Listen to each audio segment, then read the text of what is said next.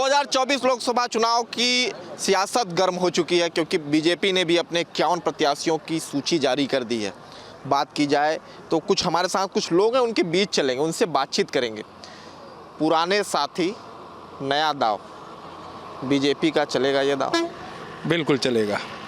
BJP के जो विकास की नीति है, इसको देखकर हम और इस क्षेत्र की सारी जनता लगभग उत्साहित है। इस बार पूरे तरीके से हम लोग बीजेपी के पक्ष में मतदान करने के लिए अपना मन बना चुके हैं, क्योंकि इनके विकास की नीतियां हम सभी को दिल से भा गई और जो हम लोगों तक जन योजनाओं की स्कीमें हैं जो हम लोगों तक डायरेक्ट पहुंच रही हैं, उसका हम सभी को डायरेक्ट लाभ होने की वजह से हम उनके प्रति अपना रुझान बढ़ा रहे हैं और जातिगत श्रेणियों से आगे बढ़ के हम लोग जा रहे हैं। चलिए, कुछ और लोग हैं, उनके बीच भी चलेंगे। पुराने साथी नया चुनाव, बीजेपी चलेगा ये बीजेपी का दाव? एकदम चलेगा। मोदी है तो मुमकिन है फिर एक बार मोदी सरकार और 400 पार। क्या विकास कार्य से खुश हैं आप? एकदम बहुत खुश हैं। अब तक जो गरीबों के लिए कुछ नहीं कर पाई थी कांग्रेस सरकार, अब गरीबों को मिल रहा है, उनके घर तक मिल रहा है, उनके खाते में जा रहा है। सब कुछ गरीब मजदूरों के लिए मोदी सरकार ने इतनी योजनाएं आज लागू की हैं कि हर तबका, किसान तबका, गरीब मजदूर, सब लोग खुशहाल हैं। और फिर वो सब मन बना लिए हैं, फिर एक बार मोदी सरकार, योगी मोदी हैं, कमल निशान। देखिए, यहाँ पे गोरखपुर लोकसभा की जहाँ तक बात है, यहाँ पे केवल हम लोग योगी और मोदी जी को देख करके वोट देते हैं। प्रत्याशी से हमारा कुछ लेना देना नहीं, क्योंकि प्रत्याशी की जहाँ तक बात किया जाए तो 5 साल बीत गए, मेरे क्षेत्र में कभी भी सांसद जी ने दर्शन नहीं दिया है। अच्छा, काजल निषाद तो कर रही है, इस बार दावे कर रही हैं कि हम यहाँ की बहुरिया हैं और इस बार हम 14 साल का बनवास तोड़ेंगे, जीतेंगे। तो क्या काजल निषाद यहाँ आएगी नहीं, ये बताइए? काजल निषाद की यहाँ तक बात किया जाए, मैं काजल निषाद का मुंबई से ला करके पहली बार मैं लोकसभा का विधानसभा का ग्रामीण चुनाव लड़ा था। प्रमोद सिंह सूर्यवंशी नाम है, मैं उनका गुरु रह चुका हूँ राजनीति का। काजल निषाद ये बताना किस निषाद परिवार से ताल्लुक़ रखती हैं, पर हमारे परिवार की हो करके अपनी परिवार के होने पर निषाद भाइयों की वो तुलना करती हैं। निषाद भाई को जो सम्मान भाजपा में मिला है वो कभी सपा और कांग्रेस या बसपा ने नहीं दे पाया है। काजल अपनी ही बात बताता कि वो किस निषाद भाई से ताल्लुक़ रखती हैं, उनका रिश्तेदार, उनका मायका कहाँ है और कहाँ की रहने वाली हैं। क्या मानते हैं जो लड़ाई होगी, अगर गोरखपुर की बात की जाए तो अभिनेता बनाम अभिनेत्री होगी, कौन बीस पड़ेगा इसमें? अभिनेता। क्या उनका काम ले जाएगा या मोदी का नाम? मोदी का नाम। उनका काम नहीं जानता हूँ, मोदी का नाम जानता हूँ, योगी का नाम जानता हूँ। जय जय श्री राम। हम लोगों का निशान है कमल का फूल। हम लोग का निशान कमल का फूल और हमेशा रहेगा। कोई चेहरा हो, अब की बार 400 पार। जय श्री राम। चुनाव में टक्कर हो या भयंकर हो, जनता उससे नहीं देखती है कि यहाँ पर प्रत्याशी आता है कि नहीं आता है दुख दर्द सुनने के लिए। तो हम डमरपार से हैं, मिथिलेश कुमार जायसवाल। वहाँ पे हम व्यापारी हैं, लेकिन डमरपार बाज़ार में एक कट मिलना बहुत ज़रूरी था, जो कि हमारे सांसद महोदय जी ने या विधायक महोदय जी ने हमारी सारी सुनवाई करने के बाद भी कट नहीं दिए, ना फ्लाईओवर दिए। इससे हम लोगों का जनता में बहुत रोष व्याप्त है। चलिए, कुछ और लोग हैं, उनके बीच भी चलेंगे, उनसे भी बातचीत करेंगे, क्योंकि काफ़ी संख्या में लोग यहाँ मौजूद हैं, इनसे भी बातचीत करेंगे। क्या लगता है, काजल निषाद जो है बड़े दावे कर रही हैं, बड़ी दावे कर रही हैं कि इस बार जो है निषाद, मैं बहुरिया हूँ और इस बार बहुरिया को लोग वोट देंगे? क्या बहुरिया को वोट कोई नहीं देगा, सब सांसद जी को देंगे। अच्छे काम किए हैं, अच्छे लोग के बीच में रहे हैं, इसलिए उनको चुना जाएगा। क्या लगता है, पुराने प्रत्याशी पे ही बीजेपी ने दाव खेला है? चुनाव तो नया है लेकिन दाव पुराने प्रत्याशी पे ही खेला है, तो कितना ये इसका परिणाम कितना अच्छा होगा? देखिए, परिणाम बहुत अच्छा होगा और अब की बार 400 पार जो माननीय प्रधानमंत्री जी ने जो नारा दिया है, गोरखपुर की नहीं अपितु पूरे देश की और उत्तर प्रदेश की जनता पूज्य महाराज जी के नेतृत्व में प्रचंड बहुमत के साथ माननीय प्रधानमंत्री जी को पुनः प्रधानमंत्री के पद पर आसीन करने के लिए आतुर दिख रही है। और यहाँ के प्रत्याशी के बारे में यदि कहूँ तो उनका कार्यकाल बहुत बढ़िया रहा है।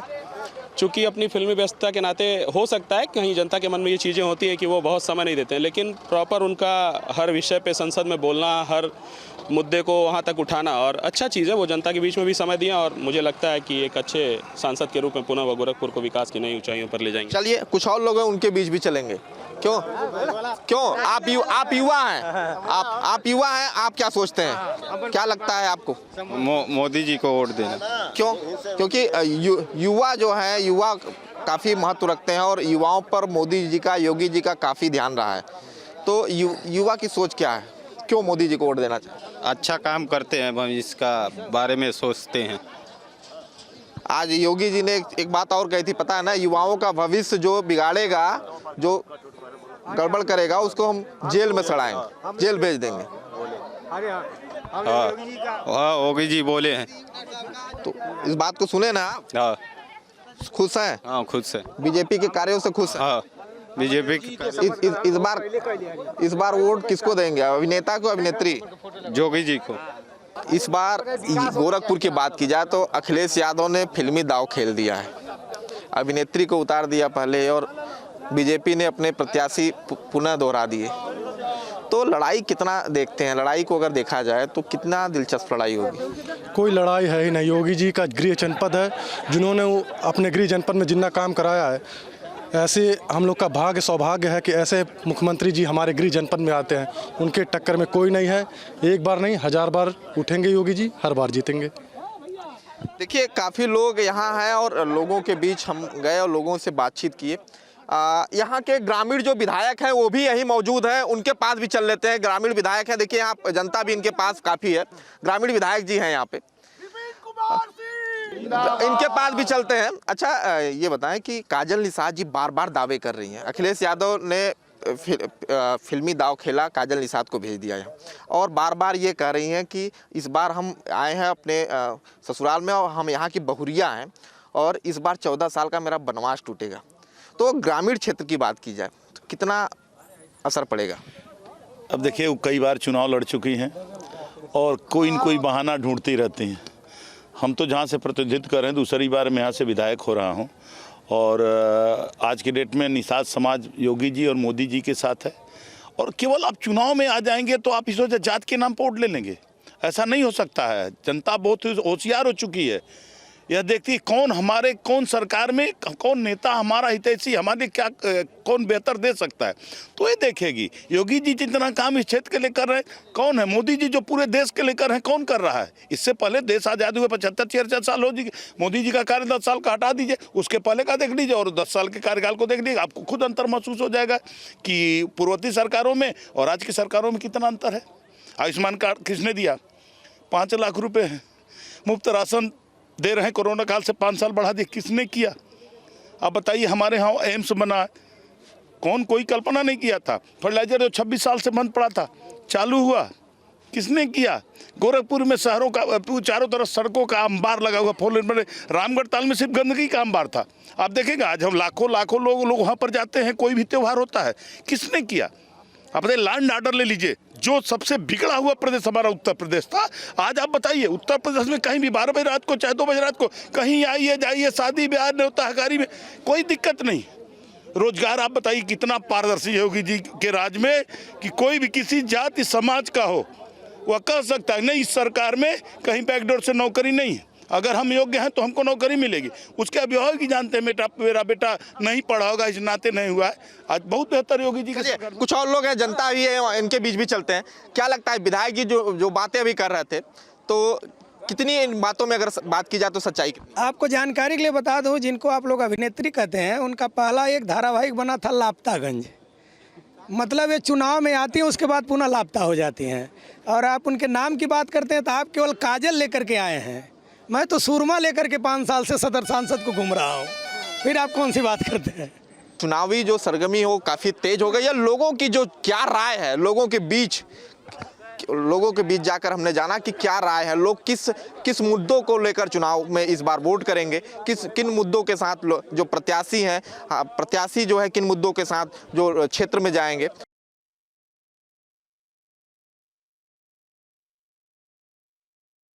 भारतीय जनता पार्टी ने उत्तर प्रदेश के 51 उम्मीदवारों के नामों का ऐलान कर दिया और जिसमें से 77 ऐसे उम्मीदवार हैं जो पहले भी अपनी सीट से चुनाव लड़ते रहे हैं। 4 उम्मीदवारों के नाम बदले गए हैं। तो ऐसे में जो भारतीय जनता पार्टी ने अपने जो पुराने साथी थे उन पर भरोसा जताया है। भाजपा ने जिस तरह से अपने उम्मीदवारों के नामों का ऐलान किया, भाजपा को ये लग रहा है कि जो पुराने उम्मीदवार थे, जो पुराने लोकसभा जो है सांसद हैं, उन्हीं को जो है इस बार टिकट रिपीट किया है। जी बिल्कुल बिल्कुल, बहुत शानदार निर्णय लिया है माननीय प्रधानमंत्री जी ने, और जो चुनाव के समिति के प्रभारी हैं उन्होंने बहुत शानदार निर्णय लिया है। और इस बार हम लोग 400 पार सीटें जीतेंगे जी, मोदी जी के विश्वास से। जिस तरह से पुराने साथियों पर भरोसा जताया है, चुनाव में आने वाले समय में भारतीय जनता पार्टी को मुश्किल नहीं होगी, क्योंकि एंटी इनकम्बेंसी बड़ा फैक्टर होता है। देखिए, इनका निर्णय जनता के रुझान से तय हुआ है। जनता का रुझान देखकर ही भारतीय जनता पार्टी ने उनको फिर से जो है दोबारा टिकट देकर क्षेत्र में उतारा है। और भारतीय जनता पार्टी ने जो भी निर्णय लिया है वो क्षेत्रवासियों को भलाई के लिए, क्षेत्रवासियों के विकास के लिए, क्षेत्रवासियों के योग्य, उनके मन के अनुरूप उन्होंने प्रत्याशी उतारा है। तो ये क्षेत्र का सम्मान करने के योग्य है। क्षेत्र का सम्मान भारतीय जनता पार्टी के वहाँ कार्यालय से किया गया है। माननीय मोदी जो राष्ट्रीय अध्यक्ष जी ने क्षेत्र की जनता का सम्मान किया है। जरा सा भी डर नहीं लगा कि एंटी इनकम्बेंसी काम आ सकती है, सिर्फ मोदी के नाम पे ही चुनाव होगा क्या? नहीं, मोदी ने, भारतीय जनता पार्टी ने काम किया, जनता के बीच में काम किया है। काम के आधार पर हमारे सांसदों ने काम किया है, उस आधार पर उनको टिकट दिया गया। और बहुत स्वागत योग्य ये कदम है कि भारतीय जनता पार्टी, कोई ऐसा नहीं कि भारतीय जनता पार्टी जितने भी सांसदों ने जो क्षेत्र में काम किया है और जनता की मांग को देखते हुए और उस आधार पर उनका टिकट फिर दिया गया है। और जो अभी कुछ बाकी हैं उनमें देखा जाए कि जिनका सही था, जिनका रिपोर्ट कार्ड बढ़िया था और सर्वे, और जो जनता की मांग थी, उनको उन क्षेत्र से मौका दिया गया और अच्छी चीज़ है, उनको देना चाहिए। उनको काम करेंगे, कम से कम वो जानते हुए हैं कि समाज क्षेत्र को जान रहे हैं, क्षेत्र का विकास किस तरह हो रहा है वो कर रहे हैं, वो करेंगे, समझ गो। इसीलिए भारतीय जनता पार्टी 450 के पार करीब सीटें लाएगी, समझ, इसी आधार पर जो कि हम काम कर रहे हैं। भारतीय जनता पार्टी ने एक बार भी फिर से स्मृति ईरानी को अमेठी में अपना प्रत्याशी बनाया है। राहुल गांधी चुनाव लड़ेंगे? देखिए, राहुल गांधी बड़े नेता हैं। राहुल गांधी को चुनाव लड़वाना उनके लिए कोई मतलब नहीं रखता। रह गया सवाल कि वो अमेठी उनका परंपरागत सीट है। हम समझते हैं कि राहुल जी अमेठी के जनता की भावनाओं के अनुरूप निश्चित तौर पर या तो कोई विकल्प के रूप में प्रत्याशी देंगे या स्वयं वो चुनाव लड़ेंगे। अब सवाल तो कई उठते हैं कि भाई हम विकास क्या है, उसकी परिभाषा क्या है।